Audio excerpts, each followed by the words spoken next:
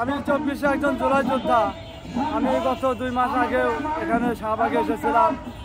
সরকার আমাদের প্রতিশ্রুতি দিয়েছে এবং লিখিত দিয়েছে যে গত জুলাইয়ের মধ্যে আমাদের এমআইএস সম্পূর্ণ কমপ্লিট করে আমাদের চাওয়া পাওয়া এবং আমাদের অধিকারগুলো আমাদের ফেরত দেবে, আমাদের মাসিক ভাতা দেবে এবং সুচিকিৎসার জন্য এবং পুনর্বাসন করবে সরকার আমাদেরকে।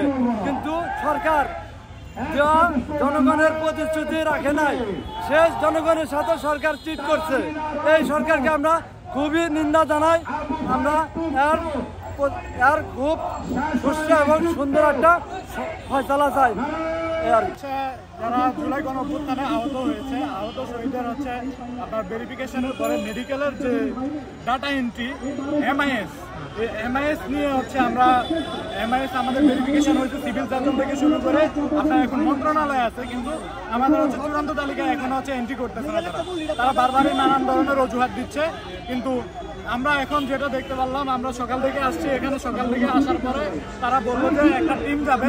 হ্যাঁ, এটা হচ্ছে আমরা যে টিমটা সিলেকশন করে দিচ্ছি তারা ওই টিমটাতে নিয়ে যায় নাই, তারা অন্য এই টিমটাকে রিফাইন করে আরেকটা টিম সাথে নিয়ে গেছে ওইখানে। এখন আইসা অযৌক্তিক কিছু কথাবার্তা বলতেছে যে এমআইএস হবে না, ডিরেক্টলি গ্যাজেট হবে। হ্যাঁ, তো এখানে যদি ডিরেক্টলি গ্যাজেট হয়, গ্যাজেট হলে আপনার হচ্ছে যে সংকীর্ণ একটা টাইমের যে সংকীর্ণতাটা, এই সংকীর্ণতাটা কিন্তু আপনার কমে আসে। কিন্তু তারা বলতেছে যে 1 মাস লাগবে। হ্যাঁ, যেহেতু আপনি টাইম সংকীর্ণতার কারণে আপনি এমআইএসটা বাদে দিয়ে দিলেন, ডিরেক্টলি গ্যাজেট করবেন, তাহলে এখানে তো আপনার এত টাইম লাগার কথা না।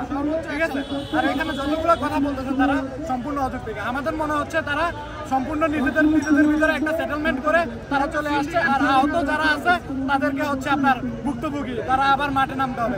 আমরা তো এরকম কিছু চাই নাই। আমরা আসছি আমাদের সফলতা নিয়ে বাড়ি ফিরবো। যারা আহত যোদ্ধা আছে তাদের হচ্ছে পূর্ণাঙ্গ চিকিৎসা হবে, পুনর্বাসন হবে। হ্যাঁ, এই দাবিতে আমরা আসছি। ধন্যবাদ। 100, 150, 200 আস্তে আস্তে সবাইকে গ্যাজেট করে দিলে তো আস্তে আস্তে কাজ আগে যায়। যার সমস্যা তাদেরই হতে পারে। একজনের আইডি কার্ডের সমস্যা থাকার কারণে 1000 লোক আটকা থাকবো, যুক্তির সঙ্গত হতে পারে না। এখন 200, 300, 500 লোক তাদের অবশ্যই গ্যাজেট করা আছে, ইয়া ভেরিফাই করা আছে, তাদের চাইলে 1 সপ্তাহের মধ্যে কি বলে গ্যাজেট করতে পারে। ওই লোক মারা গেছে, তার ফ্যামিলিটা কিভাবে চলতেছে? হ্যাঁ, আজকাল সেই শহীদ পরিবার যদি একটা বছর বঞ্চিত থাকে তাহলে তার পরিবার কিভাবে চলে? এইটা কি রাষ্ট্র আমাদের কাছে খোঁজ খবর নিচ্ছে, তাদেরকে দেখছে? অনেক শহীদ আছে এখনো সরকারের খাতায় এন্ট্রিভুক্ত হতে পারেনি। তাহলে এই যারা আছে এই সচিবালয় যাই আছে সব আওয়ামী লীগের দোষর। এরা আমাদের নিয়ে কোনো কাজ করে না, এরা আমাদের অবহেলা করে,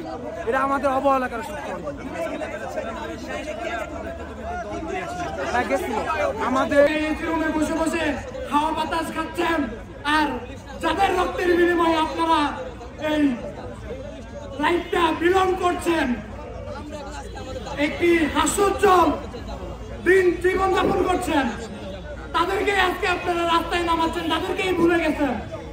এটা কেমন? এই বিষয়টা একটু দেখা উচিত। বিবেচনার বিবেকহীন যদি বলি, আমি এক প্রকার বিবেকহীনতা করা হচ্ছে আমাদের সাথে। আমরা এমন বাংলাদেশ চাই নাই।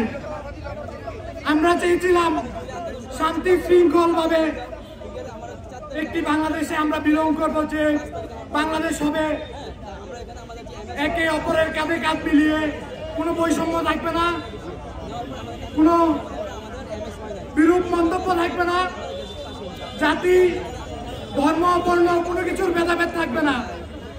মন্ত্রী যে কাতারে থাকবে, একজন রাস্তার ফকির টুকাইও সে কাতারে থাকতে হবে।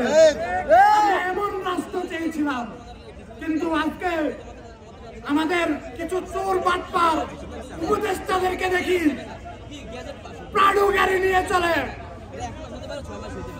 দামি দামি গাড়ি, ফোন, ফ্ল্যাট ইউজ করে, কিন্তু তাদেরকে যারা আজকে ক্ষমতায় বসিয়েছে তাদের কোন খোঁজ খবর রাখছে না। তবে আমি সাধুবাদ জানাই কুমিল্লার ছেলে হাসনাত আব্দুল্লাহকে। আমি দেখেছি জুলাই যোদ্ধা পরিবারে এই যে কুরবানির ঈদে উনি নিজে গিয়ে কুরবানির আমেজ যেটা উনি সেটা জুলাই আহত পরিবার শহীদ পরিবারের সাথে বিলং করেছে। উনি ছাড়া আর দ্বিতীয় কোনো উপদেষ্টাকে আমি দেখি নাই। কিন্তু আমাদের এখন শেষ পর্যায়ে একটাই কথা,